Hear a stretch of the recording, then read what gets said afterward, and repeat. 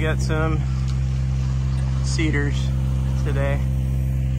Uprooted with a storm last week, and we're getting set up to take them from the tips down to the building, pull them back off the building, and cut them down to the ground. All right, good morning, beavers. Hi, Matt. Happy Tuesday. Situation over here. Cedar trees uprooted,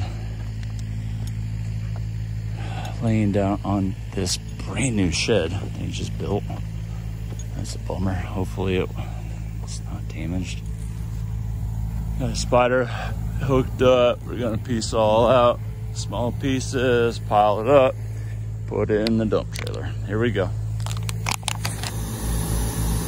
All right, beavers, hi. Continuing. Tree over shed. Not that hard, but just got to be a little bit more delicate, you know. Looks like there's some damage right there. This one might fall a little bit. It might roll back. Sometimes they roll back. Let's see what happens.